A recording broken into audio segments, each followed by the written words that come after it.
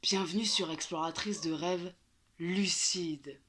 Alors, par où commencer quand on devient un rêveur ou une rêveuse lucide? Le rêve lucide, c'est un domaine qui est tellement vaste que c'est très facile de s'y perdre. À la base, on est un petit peu attiré par le côté divertissement, le côté un peu jeu qu'il peut y avoir à travers le rêve lucide, faire tout ce qu'on veut, s'amuser, faire l'amour, voler, blabla, etc.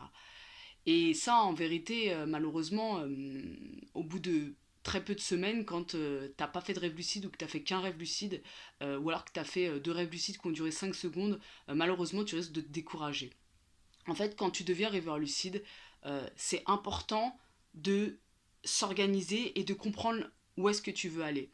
Déjà, il y a une première chose, on ne mesure pas aujourd'hui dans notre société l'importance qu'a le rêve lucide dans nos vies. On ne mesure pas à quel point le rêve lucide peut tout changer dans notre vie. Il s'agit de se servir du rêve lucide pour aller vers du mieux-être dans tous les domaines de nos vies. Parce qu'on peut vraiment, n'importe quel domaine de ta vie, tu peux vraiment aller le travailler directement en rêve lucide. Mais la difficulté de tout ça, l'étape à passer, c'est de faire des rêves lucides. C'est de parvenir à la lucidité en rêve. Et donc, ça peut paraître très compliqué parce que c'est vrai qu'on n'est tellement pas habitué que dans un premier temps, on peut très facilement être perdu et se décourager. Mais il faut prendre en considération quelque chose quand dans ta vie tu cherches à, je sais pas, implémenter une nouvelle habitude saine dans ta vie, ou au contraire, en enlever une, changer à certains niveaux, dépasser certaines peurs, euh, etc. Ça prend du temps en fait. Ça te demande du courage. Donc, de toute façon, cette énergie que tu mets dans ta vie à aller changer certaines choses et parfois à tomber dans certains pièges, dis-toi bien que ces choses-là que tu cherches à changer dans ta vie, tu peux les changer en un rêve, en un seul rêve. Mais là, l'énergie que tu vas mettre, elle n'est pas tant dans le fait d'aller dépasser ce truc-là en rêve, parce que ça se passe très vite en rêve, et ça peut très vite avoir un impact sur ta vie. Par contre, là où tu vas devoir mettre de l'énergie, c'est dans ta pratique, évidemment. Donc en fait, la toute première chose à faire quand tu deviens rêveur lucide ou que tu as envie vraiment de t'engager dans cette voie-là, c'est déjà de prendre conscience pourquoi tu le fais. Alors, je t'ai souvent parlé du pourquoi fort, c'est-à-dire avoir une vraie raison, un vrai pourquoi fort, une vraie raison à laquelle se raccrocher quand tu n'as plus envie de faire des rêves lucides. Sauf que parfois, quand on y réfléchit, on se dit bah, j'ai envie de faire des rêves lucides, mais bon, j'ai pas non plus un pourquoi super fort, mais bon, pour autant, j'ai quand même envie d'en faire, ça m'attire, je sais pas pourquoi, ça vibre. Ok, pas de problème. Alors en fait, tu vas faire un truc très simple. Je t'invite à regarder tous les domaines de ta vie. Quand je dis tous les domaines de ta vie, c'est peut-être tu vas regarder ta santé, peut-être tu vas regarder ta vie sociale, ta vie professionnelle, etc. Tu vas regarder un petit peu tous ces domaines-là, tes activités, le style de vie que tu mènes, en fait, de façon générale. Déjà, tu vas te poser une première question, est-ce que tu es épanoui ou pas dans tel ou tel domaine? Ok, je pense en tout cas qu'il y a forcément des domaines dans lesquels t'es pas forcément épanoui. Ok, ou en tout cas t'es pas au max de ce que tu pourrais être. Si t'es épanoui dans tous les domaines de ta vie, c'est formidable. Mais en tout cas, s'il y en a au moins dans lequel, voilà, t'as des peurs, des choses à dépasser, par exemple, je ne sais pas, d'un point de vue social, une anxiété sociale, t'as du mal à aller vers les gens parce que tu te sens anxieux, ou alors t'es mal dans ta peau, ou alors peut-être t'es timide, ou alors peut-être d'un point de vue professionnel, bah, le taf que tu fais, bah, tu t'épanouis pas dedans, c'est pas un truc qui est vraiment fait pour toi, t'es quelqu'un d'assez créatif, et puis là, c'est un truc, je sais pas, complètement presque aliénant, ou alors en tout cas, c'est pas du tout, ça fait pas du tout appel à ton esprit créatif, peu importe. Tu vis dans une ville peut-être qui te convient pas, t'aimerais plus voyager, peu importe en fait. Juste simplement, tu te poses les domaines de ta vie, tu te poses la question, le premier qui te vient, cherche pas pendant 20 ans, ça sert à rien. Le but là, c'est de commencer notre pratique par quelque chose. Et là, tu vas te dire, bon, ok, je prends ce domaine-là. Alors, on va parler des peurs, parce que moi, c'est de ça dont je vais te parler. Euh, Admettons, t'as peur face aux gens, en fait, tu ressens une anxiété sociale quand tu rencontres de nouvelles personnes. Ou alors peut-être même avec des gens que tu connais, t'as toujours peur du regard des autres. C'est quelque chose qui est très présent dans notre société d'avoir peur du regard des autres. Donc tu peux te dire, bah vas-y, bah, je commence par là. Ok, je vais prendre ce truc-là. Donc ce truc-là, t'as peur du regard des autres, tu décides de la traiter en rêve lucide. Ça peut être autre chose.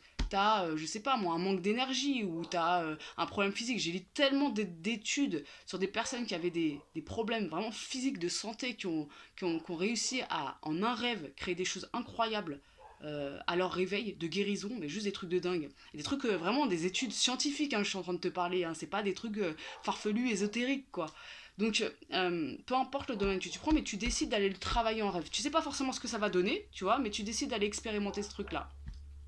Donc moi en l'occurrence en ce moment je suis en train de faire une expérience, là par quoi je commence, c'est travailler sur mes émotions en fait, un petit peu devenir entre guillemets une alchimiste des émotions dans le rêve, c'est-à-dire d'aller me confronter à mes émotions, de voir comment le rêve réagit à mes émotions, quand je ressens de la colère, quand je ressens de la peur, même de la joie, etc. Comment ça réagit pour commencer à vraiment ressentir les émotions en moi, commencer à pouvoir vraiment les comprendre, les vivre, bah, pour tout simplement dans ma réalité ordinaire ne plus me laisser parfois déborder par certaines émotions, notamment la colère, même si j'ai fait beaucoup de chemin par rapport à ça, mais c'est vrai que c'est une émotion avec laquelle j'ai souvent dû lutter et qui, quand elle m'envahit, elle prend le dessus, quoi. Donc à ce moment-là, clairement, je suis plus maître ni de moi ni de ma vie, quoi. Donc, pour moi, c'est intéressant d'aller travailler et d'expérimenter les émotions en rêve lucide. Parce qu'en fait, ce qui se passe, c'est que dans le cadre du rêve lucide, tu es dans un cadre de sécurité. C'est la sécurité. Je veux dire, quand tu dois dépasser quelque chose dans la vie, non seulement ça va te confronter, mais en plus de ça, t'es pas sûr d'être en sécurité, en fait. Tu sais pas les conséquences qui peuvent se passer. Là, dans le rêve, il n'y a pas de conséquences. Il n'y a pas de conséquences. Au pire, tu te réveilles. Il n'y a pas de conséquences. C'est-à-dire que tu peux tout explorer à travers le rêve. Y compris, donc, j'ai lu pareil, beaucoup d'études sur les sportifs qui utilisent le rêve lucide pour améliorer leur performance. Et c'est extraordinaire parce que les mecs, ils sont juste fous, ils sont hyper créatifs. C'est-à-dire que t'as des gars, par exemple, des coureurs, qui vont refaire leur piste en rêve lucide, ils vont la refaire plusieurs fois, ils vont la faire au ralenti en mettant des embûches, etc. Enfin, ils vont créer tout un truc créatif pour aller vraiment expérimenter la course sous des angles et des choses qui sont impossibles dans la réalité, en fait, qui sont impossibles. Et en faisant ça, bah, bien sûr, je l'avais déjà dit dans des précédentes vidéos, mais pendant le rêve lucide, il y a de nouveaux circuits neuronaux qui se créent dans ton cerveau. Ça veut dire que ce que tu fais en rêve lucide, c'est démontré par la science, en fait, ça a un impact sur ta vie. C'est pour ça que je te dis qu'on ne mesure pas l'importance que ça peut avoir. En un rêve, tu peux changer tellement de choses dans ta vie. Voilà, la difficulté, c'est le fait de pratiquer. Ok. Donc tu pars d'un domaine de ta vie dans lequel tu n'es pas forcément épanoui, tu choisis un truc très précisément. Donc par exemple, dépasser ta peur du regard des autres, ok. Et tu vas aller choisir cette peur-là et tu décides d'aller la travailler en rêve lucide. Alors c'est peut-être pas un pourquoi fort, c'est peut-être pas le truc de ta vie, mais pour autant ça va être ta ligne de conduite. Et à partir de là, chaque soir quand tu te couches, pareil, ne sous-estime pas l'importance de l'autosuggestion parce que je sais qu'il y a beaucoup de personnes qui sous-estiment, qui ne se rendent pas compte à quel point on est tels des robots qu'on peut reprogrammer. Ça veut dire que quand tu t'endors, tu tombes, ton activité cérébrale se ralentit et tu es beaucoup plus à même de recevoir de nouvelles suggestions. C'est comme ça qu'on a été conditionné étant petit jusqu'à à peu près 6-7 ans. Ok, donc toi tu peux te reprogrammer consciemment. Donc ce qui se passe quand tu vas te coucher, tout simplement, tu te le dis à toi-même, tu te reprogrammes par une phrase simple, directe au présent. Cette nuit, j'expérimente ma peur, ou je me confronte à ma peur du regard des autres. Voilà, je me confronte à ma peur du regard des autres cette nuit en rêve lucide. Ok, quand bien même tu ferais pas de rêve lucide, ça aura un impact, si tu t'endors avec cette pensée, ça aura un impact sur tes rêves non lucides qui ont eux aussi un impact super important psychologique sur nos vies. Ok, donc tu décides, tu as une ligne de conduite, tu sais où tu vas. À partir de maintenant, tu sais pourquoi tu cherches à faire des rêves lucides. Et si tu as plusieurs trucs qui te viennent, c'est pas grave. Moi, j'ai tellement d'expériences que j'ai envie de faire. Si tu savais, j'ai une liste entière.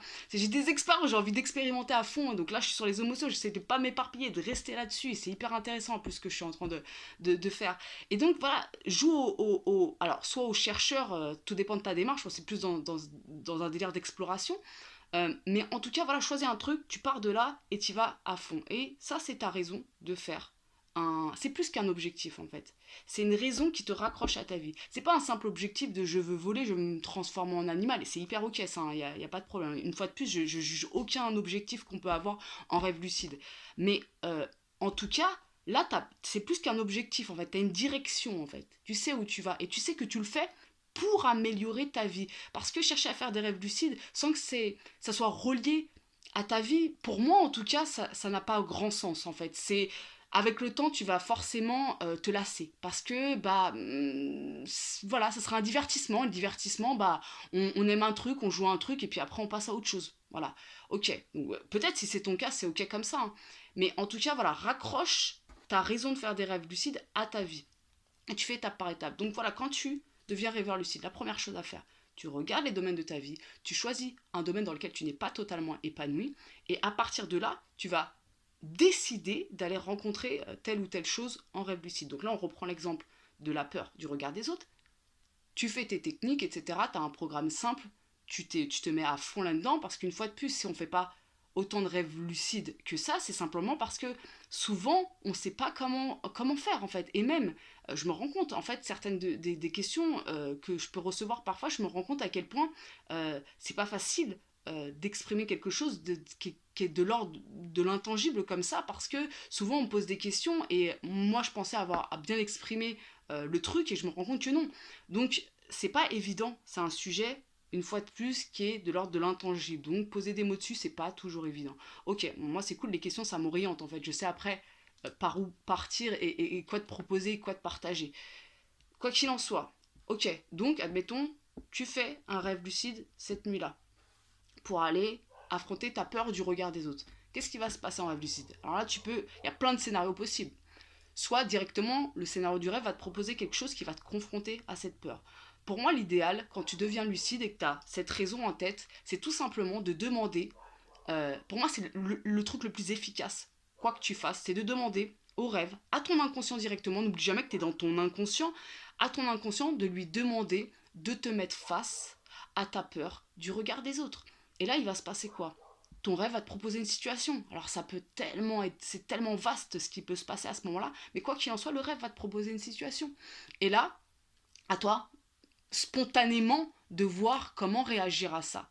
Alors, tu peux vraiment défaire des choses et régler des choses en un rêve, c'est-à-dire te réveiller en ressentant une telle libération, je te jure pour l'avoir vécu, alors pour l'avoir vécu en méditation ou dans des cérémonies chamaniques et en rêve lucide, des moments où en fait quand tu sors de ta transe, ou que tu sors de ta méditation, ou que tu sors de ton rêve, lucide ou pas lucide, et que tu sens une libération en toi, c'est extraordinaire en fait, c'est extraordinaire.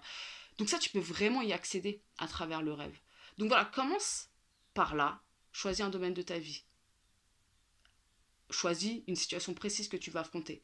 Et lorsque tu vas devenir lucide, tu demanderas à ton inconscient de te présenter ce truc-là. Si par exemple, je sais pas moi, tu as une blessure physique ou je ne sais pas en fait, pareil, demande à ton inconscient de t'aider à guérir ce truc-là. Tu vois ce qui se passe, il va peut-être te présenter un médecin, ou peut-être que c'est toi qui vas commencer à avoir, je sais pas, tu vois, de la lumière dans les mains. J'ai vu beaucoup d'études de rêveurs, pardon, de témoignages de rêveurs qui se guérissaient en ayant une forme de lumière qui sortait de leurs mains et juste en apposant leurs mains sur leur corps, et au réveil qui avait des améliorations dans les semaines et les mois, qui voire guérissaient totalement ou avaient des nettes améliorations. Donc tout est possible en fait, tout est possible. Commence par là. Choisis une raison et va au bout. Et si tu vois que tu te décourages, c'est peut-être parce que tu n'appliques pas bien les méthodes. Ça, c'est hyper important de bien appliquer, mais plus que de bien appliquer, de t'engager dans ta pratique. Souvent, en fait, je pense, c'est parce qu'on n'est pas suffisamment engagé qu'on fait mal les techniques. On a la flemme, on les fait à moitié. On se dit, oh, bah, cette semaine, j'ai fait plein de techniques. Et en fait, en vérité, si on est honnête avec nous-mêmes, on se rend bien compte qu'on a fait ça vite fait. On s'est fait une phrase, ouais, je vais devenir lucide cette nuit. Puis après, on est parti dans d'autres pensées, on s'est endormi. Endors-toi avec toujours ta dernière pensée. Toujours ta dernière pensée de faire un rêve lucide.